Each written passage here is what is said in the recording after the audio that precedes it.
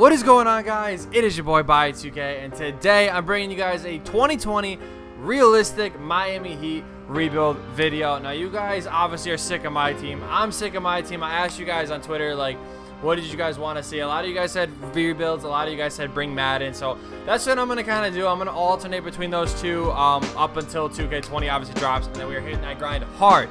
But the first team that did get requested is going to be the Miami Heat. Like I did say, I put up a poll forever ago, and like over 700 people voted for the Miami Heat. So that's why we're doing them first. Another thing, I'm going to be doing a double upload today. So yeah, you guys are probably going to be seeing an expansion draft rebuild as well. On top of this one's going to be realistic. That one's going to be more fantasy style. But let's hop into this, man. The Miami Heat obviously are a very interesting team. Definitely one of those teams that got hit by, definitely got hit by that summer of contract cheese. I mean, they definitely have a lot, and I mean a lot of overpaid contract on the squad. We definitely have our work cut out for us here. Bam, I want to play 33. I definitely want to play these young guys big minutes here. Butler, I'm okay with playing that. Like, I want to give Tyler Harrell a lot more minutes. Like, James Johnson, I'm okay to only play 25 minutes too. Like, he's going to be one of those contracts that we do look to move. First scoring option, I'm going to give it to Butler. The second is going to be Tyler Harrell. Other than that, I'm going to let everybody do what they want.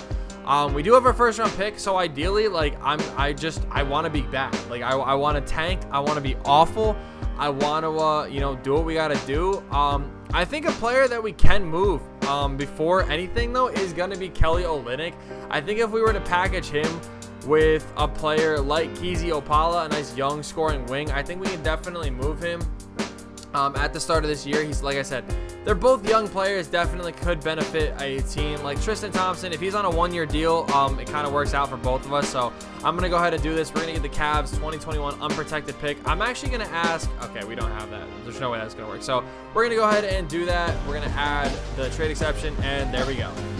At the end of season number 1, LeBron wins MVP. Ja wins Rookie of the Year.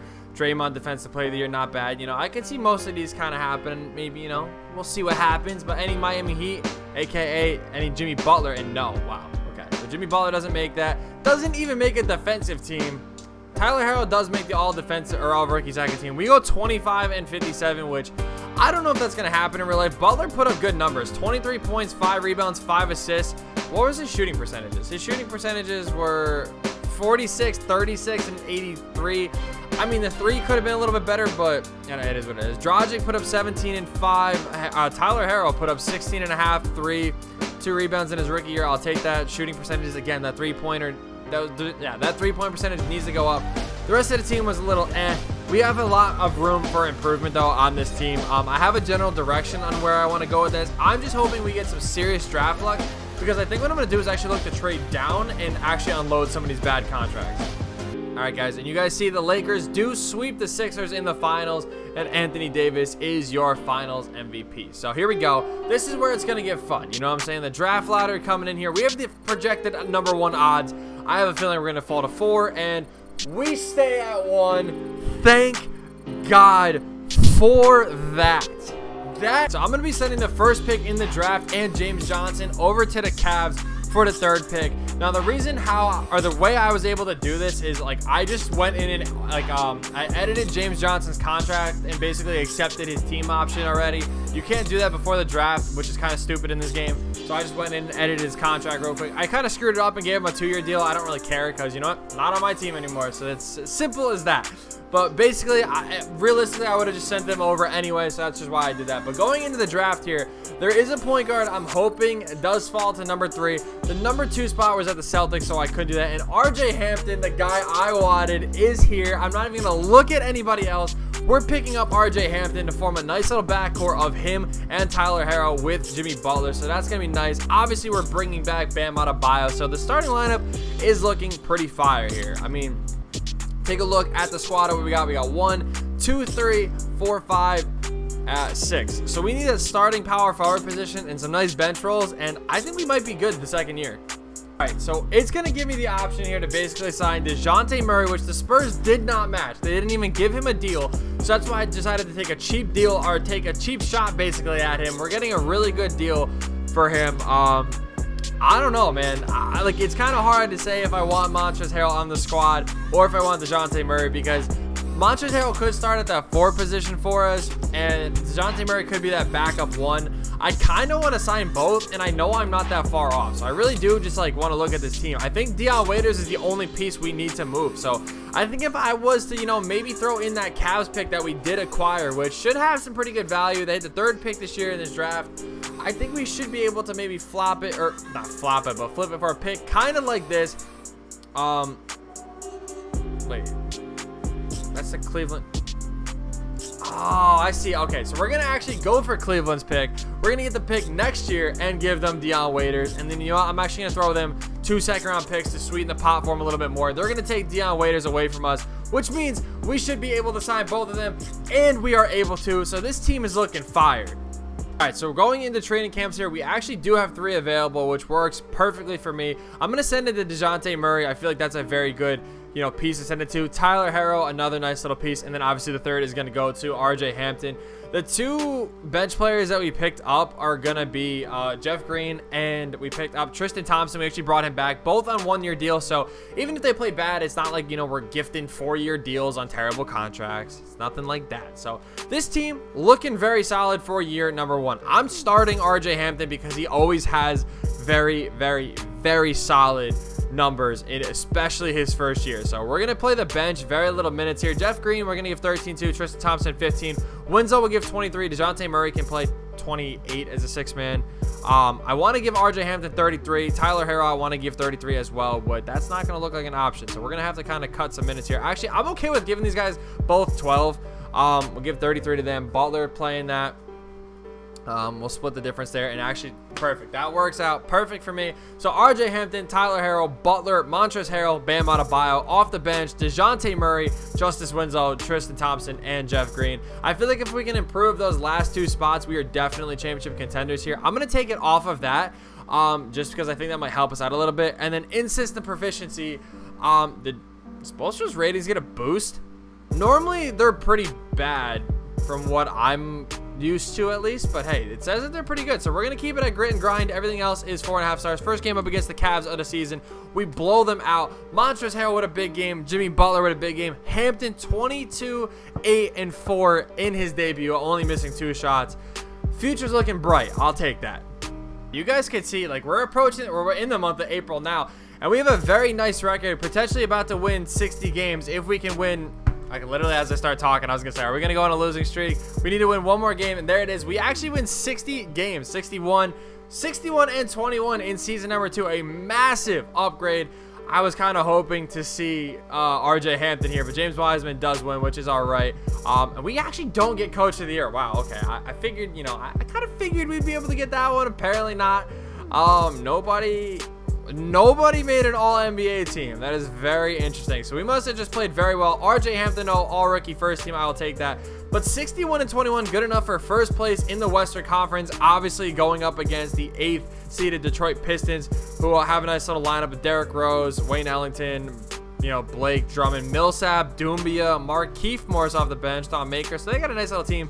We definitely should be able to win this series, though. Taking a look at our team stats, Butler, 22 points, 5 rebounds, 6 assists. RJ Hampton, my guy, 20 points, 6.5 assists in his rookie year. Tyler Harrow with 18. I will take that. Montrezl Harrell with 16 and 9. Definitely good signings. DeJounte Murray with 12, 6, and 6 off the bench. Bam Adebayo, 9.5 points, 11 rebounds. Perfect. Winslow doing his thing all around, 8, 3, and 3 off the bench. That is what I like to see. I told you, it's just these last 2 spots, and clearly it's not even an issue. So I will gladly take that. Points per game, we are 7th. Allowed points per game, I was gonna say we got to be first, and we have the first, or we are first in point differential. That is a fat W of a squad so far. We should easily be able to beat them in round 1. The only problem is 2K does screw my boy Six Rings of Steel over a lot. So it's looking like they're going to treat me the same way. 3-2. They tie at 3-3. We do win in 7, though. Thank God for that. Because if we lost, I might have been pretty heated. We do win game 1, though, against the Wizards by 10. Tyler Harrow and Butler, huge games. They got Beal, Wall, Ryo Hachimura, Ibaka. Definitely should be able to win this series, though. They tie it up. Damn, bro. It's the 4th seeded Wizards, bro. They go up 2-1. We tie it. They go up 3-2, and we get eliminated in 6. I don't know if that team should have beat us. battle of the Warriors and KD, and KD is going to get the best of the Warriors and win in 6 in the NBA Finals. Going into the draft lottery here, we have the 3rd pick in the draft via Cleveland, via the trade we did with the Hawks. That works out perfectly, and we have the 29th pick as well. I can't believe that just worked out. Honestly, we're good for our coaching staff. We definitely don't need any upgrades there. I mean, do we, like, with this 3rd pick, the only person I could think of adding to this team is maybe Jalen Johnson. I don't even know. Like, we don't even have any bad contracts. Like, DeJounte Murray, I know we're paying a lot to be a 6-man, but per 36 numbers are really solid. And aside from the fact that he's just a defensive god, works for me. Maybe we look to move Winslow 3 and 29. We could get pick 2 and Buddy Hield. I don't really know if that's realistic. I don't think they would trade Buddy Hield. Drew Holiday and pick 4 is a little bit interesting. The Pelicans will get younger. I'm gonna keep that in mind. Nurkic and Jaden McDaniels, I don't really think this makes sense for them. It'd be cool if this is like an unrealistic rebuild, but I think we're just gonna draft here. I think at number 3, we're going to just see who's here. It should be Jalen Johnson. Jalen Johnson should be here. He is here. So is McCord Maker, which I know is actually very solid. So you know what? I'm going to go ahead and pick him up. I think that's actually a pretty good addition to add to the squad here. And then we have pick 29 in the draft, which, obviously nobody good is going to be here. Yeah, you know what? I'm actually going to honestly look to trade this pick. We'll just trade pick 29, gives, like the Sixers. There you go. Get younger, trust the process. Guys, this team is looking stacked for year number 3. I'm actually very happy with the way that this actually worked out. Caldwell Pope is going to be our 9th man, getting 12 minutes. McCord Maker, I know, is very solid in this game. Winslow, we're going to actually have to cut minutes a lot to, which definitely is a little upsetting. We're going to give Murray 28 again. McCord Maker, I want to give like 21 to. I might even short Bam, honestly. Like, we'll give him 28 just to boost his numbers a little bit more. RJ Hampton, though, like I said, I want to give him maybe 34. Tyler Hell will give that even 32. And then we'll actually give one more to Montrezl Harrell. So I think this is going to be our rotation for the 3rd and final season. RJ Hampton, Harrell, Butler, same starting lineup actually. Off the bench, though, those 2 spots that I was talking about, we improved to Kentavious Caldwell-Pope and McCord Maker, who I know balls out. Normally, if you give him a lot of minutes, he will ball out. So this team is looking solid. I'm actually going to take another 2 minutes away from Winslow and give him the Maker. I actually have a lot of faith in this guy. I'm going to trust this team, though, to do great things, and hopefully we can win the championship. This is like gotta be one of the most disappointing seasons I think I've ever seen from a team that should do very well. I mean, then again, the Kobe Bryant team that had Nash and Dwight Howard, like, they had super high expectations and they only won like 48 games. So we go 51 and 31. I mean, that still could get us first in the East. But this is just a letdown of a season, in my opinion. Still nobody on all these teams. We do get DeJounte Murray, all defensive 2nd team, and we do get the 1st seed. Maybe I should have made the switch and started DeJounte Murray. RJ Hampton did go down a little bit, which I don't know why. Same thing with Butler. Like, everybody just seemed to not score as much. Montrezl Harrell went up. But yeah, like, McCord Maker played really good off the bench. DeJounte Murray played very solid. Wow, maybe I should have made that switch. Perhaps when things weren't going too great, I should have looked at that at the trade deadline. But honestly, yeah, we didn't do too good. We went down in points per game for sure. We went to 13th. Defensively, we were still 1st. And then we actually had the 4th best point differential this time.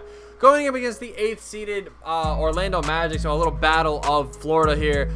We still should have the advantage on this team. We're up 3-1. As long as we don't blow a 3-1 lead, we're good. We don't. Going into the 2nd round, though, going up against Indiana. Their team could be a little bit better. They do win game 1, led by JV, Jeremy Lamb, Oladipo, Brogdon, Isaiah. Okay. Sabonis, Turner. They actually have a really deep team, but I still think we're good enough to beat them. We actually do tie it, go up 2-1, 3-1, and we do beat them 4 unanswered, so I will take that. Going up against Boston in the conference finals, who do have Tatum, Grant Williams, right? Yep, Kemba, Anthony Edwards, Isaiah Stewart. They have a nice team. They do have Barnes somehow, but I think we're still chilling. We go up 2-0, 2-1, 3-1, and we make it to the NBA Finals, going up against the Phoenix Suns. We do win game 1, which is good to see. Booker, Sarge, Ayton, Bridges, Hollis Jefferson. I think we easily have this. This is just me showing you guys that it is on Hall of Fame. I would not be able to be a My Team player if I did not have it on Hall of Fame. So that's why we were doing that. It is a tie game, though, and honestly, when you could be going up against the computer and these things, they be cheesing, bro. Literally, as I'm saying that, we get hit by an illegal screen. Unbelievable. We're just going to have to kind of run, you know, a nice little freestyle offense. Bam actually is having a nice game. I wanted to check around. Butler only has 14 points. So that could be a reason why this game is so close. We definitely need some bigger minutes out of Butler here. My man Okabo is going to be hitting me with some zigzag and stuff. Butler, I need that defense, buddy. They actually do have Greg Brown III, who is a nice walking bucket, as you guys can see, as he hits a very tough bucket right there. Let's try to hit them with that trail cheese. You know what I'm saying? Tyler Harrow, you got that for me, bud. Wide open 3-ball. You got to knock that down, Chief. What are you doing? Let's go, Butler. Easy, nice little post fade right there. I will take that, man. Honestly, bro, y'all have to see the cheese that this computer is hitting, bro. It is literally wild out here, bro. Butler has that takeover badge, so I kind of want to, like, you know, take advantage of that. There's no way Ayton's hitting that, bro. Thank you. Let's go. Good rebound from Montrezl Harrell. I'll take that. One thing I found out, too, Jimmy Butler's freaking release is some dog, like, literally doggy doo-doo, bro. Look at that. You guys can already see that it's different. It's not what you guys think it is. It's not that my team jumper. We're going to hit that nice little step back, though, again, right? There we go. Jimmy B, good shot. Montrezl Harrell, I freaking love you, bro. Look at that defense that my man is playing out here. Jimmy B pushes up. Find Tyler Harrell. Pump fake it. Wide open. Give me that. Let's go! Finally knocking down a shot. He missed 3 before. You guys can see, like, ever since we started playing, like, I scored, what, 8 straight with Jimmy B? Like, well, and then Tyler Harrell hit that big three. That's an easy steal, bro. I love when they run that. It's literally the same thing. Jimmy B. Oh, my God. Why did I do that, bro? I had a wide open dunk, and I whipped that shit right across that court to Jimmy Butler. I don't trust his release anymore. I would love to, but I just don't. It's just not the same thing of what it should be. So we're going to go to the line here. RJ Hampton, up 5, 25 seconds left. Thank God he has a normal jump shot. And he's got a very nice rating as well, an 86. So it's looking like we're going to be winning the championship. Of course, I missed the second one. Apparently, I should have given it to Tyler Harrow because he has a 99 free throw. So apparently, that would have been the smartest thing I could have done from the start.